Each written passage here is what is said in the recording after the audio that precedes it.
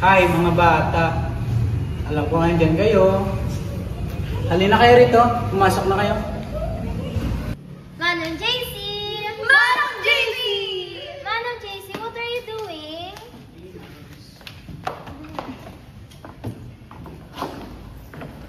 Ay, naku na bata, pasaway.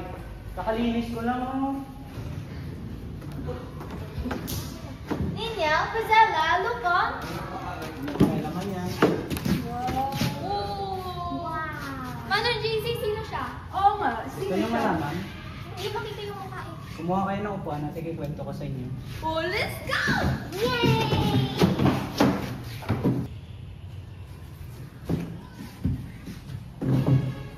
Siya, si Francisco Sendrias, o mas kilala bilang Francisco Dagohoy.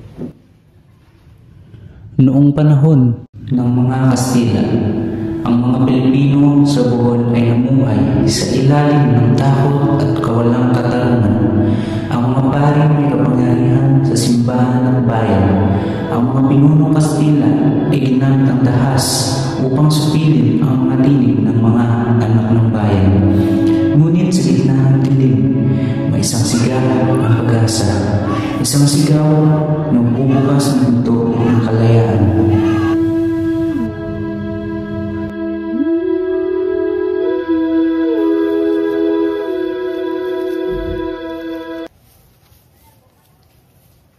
Silensyo! Ang lahat ng ani ay baka sa simbahan at sa hari ng Espanya. Datipresa ang Diyos! Huwag lalampa-lampa! Kaya tayo natin Diyos. Para tayo ulitin sa sarili natin bukas. Manalig ka lang kaibigan. Dadating din ang araw na makakamit natin ang kalayaan. Pero, alam mo ba na namatay na si Kapitan Sagarino? Ang kapatid ni Dagohoy? Hindi pa.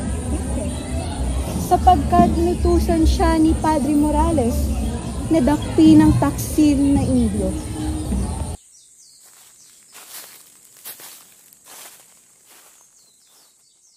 Padre Morales, napatawag niyo na po ako. Kapitan Segarino, nais kong dakpin mo ang taksil na Indio. Kapag magtagumpay ka, bibigyan kita ng gantimpala.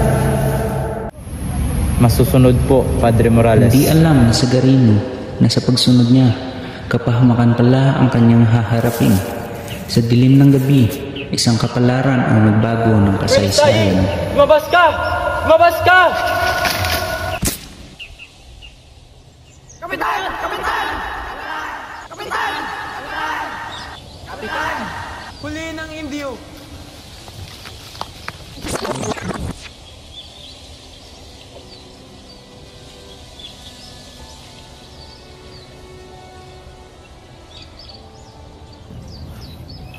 Padre, pakiusap. Bigyan niyo po ng basbas ang aking kapatid. Hindi ko siya bibigyan ng basbas. Hindi karapat-dapat ang namatay sa duelo. Iyon ang batas ng simbahan. Pati ba naman sa kamatayan? Pinipigilan yung awa ng Diyos? Sa araw na iyon, unti-unting nag-apoy ang damdamin ni Francisco. Ang kanyang puot ay naging binhi ng revolusyon. Mga kababayan! Kung pati ang simbahan ay bulag sa katarungan, panahon na para tayo mismo ang magbukas ng ating mga mata. Hindi na tayo mananahimik. Hindi na tayo yuyuko. Mga anak ng bayan, oras na upang tumindig. Ang dugo ng kapatid ni Dagohoy ay magiging apoy ng ating laban.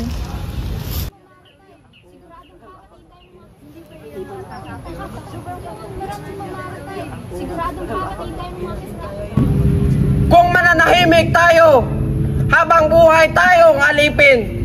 Ngunit kung lalaban tayo, may pag-asa ang ating bayan. Ang ating dugo ay hindi sayang kung ito ay para sa kalayaan. Sino ang sasama sa akin? Sasama kami! Para sa kalayaan! Para sa kalayaan! Para sa kalayaan!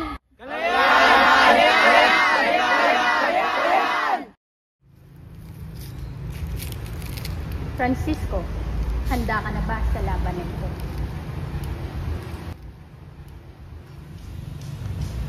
Hindi ako ang dapat na tanungin. Ang tunay na tanong, kung handa ba ang bayan ay paglaban ating karapatan? Tayo'y gumagapang pataas, lumalaban ng patas, ngunit ang pang-aabuso'y lumagpas, mapipilitang mataya. Mga kapatid, ito ng oras ng ating paninindigan para sa ating lupain, dangal at kalayaan! Para sa bayan, huwag susuko!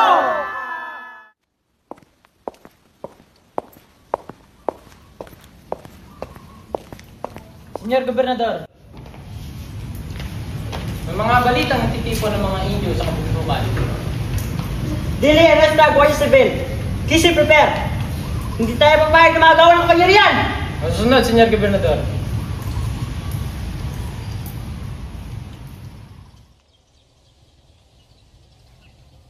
Kapturada! Dadalhin natin siya sa kaligpitan! Wala akong ginagawang masama. Pakawalan niyo ako. Lintik ng mga Espanyol.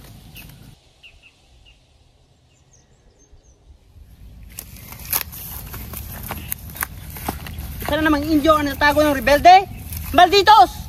Si Padre Morales nagutos, Senyor. Tinutulungan daw nila ang mga rebelde. Hindi totoo yan. Tawa niyo siya! Ang kababaihan ng bayan na hindi ninyo alipin! Ah! Daguhoy! Ang pinuno ng mga suwail! Hindi kami suwail! Kami ay anak ng bayan na pinakita nyo ng dangal at kalayaan! Silencio! Dakpin sila! Para sa Bohol! Para sa kalayaan! Para sa kalayaan!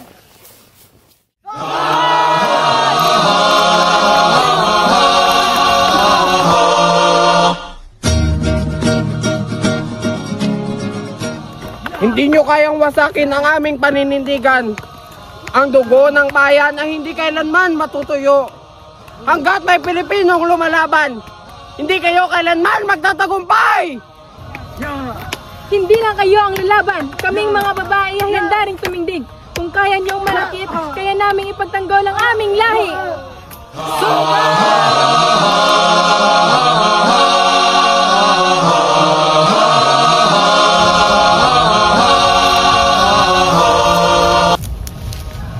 Mga malditos! Hindi nyo kayo magtatalo! Kalayaan! Kalayaan! Kalayaan! Kalayaan! Kalayaan!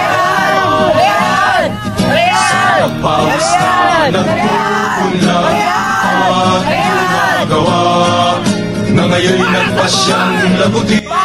Ang laban ni Francisco at ng kanyang mga kababayan ay tumagal ng mahigit 85 taon. Ang pinakamatagal na himagsikan sa kaysaysayan ng Pilipinas. Mula sa bundok ng Inabangan, kumalat ang apoy ng pag-asa sa bawat puso ng Pilipino. Ang kanilang dugo ay naging binhi ng paninindigan, dugo ng lahi, dugo ng bayan. At diyan nagsimula ang pakikibaka ng mga Pilipino sa Bohol laban sa mga Kastila. Wow! Manang JC, nagtagumpay ba si Daguhoy? Nagtagumpay siya nung una, ngunit namatay rin siya sa kamay ng mga kurang. Sila rin tumanggi sa pagbasbas sa kanyang kapatid. Kawawa naman siya. Thank you, Manang, sa inyong knowledge. Thank you, Manang! Alam! Bye-bye! Agay daw.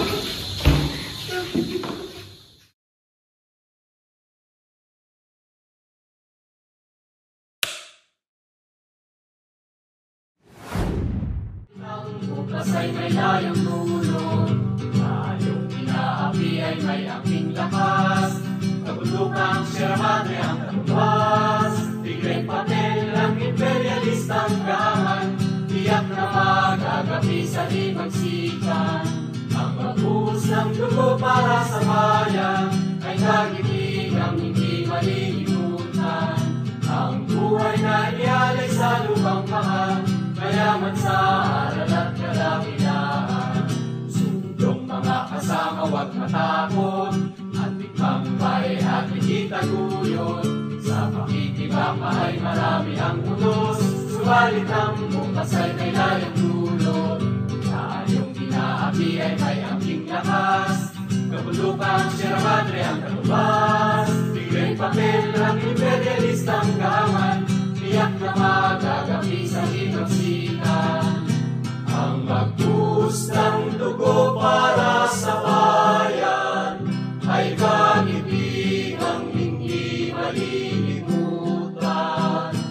Ang buhay na inialay sa lupang mahal, mayaman sa aral at kadakilaan.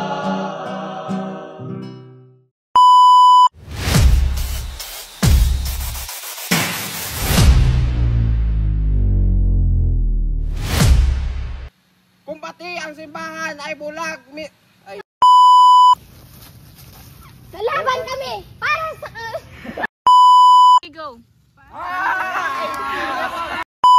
Tindigan para sa ating lupain, kalayaan ay Darangan at kalayaan. Ipiyok. Ba't ka pumipiyok? Sino ka tawag? Kapitan! Kapitan! Kapitan!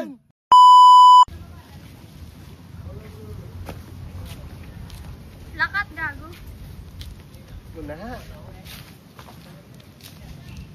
O, lakat din sa mga sulod. Okay, Nep.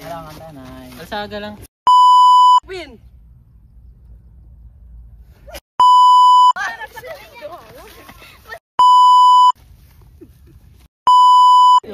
Yan o, i-revive. Bato.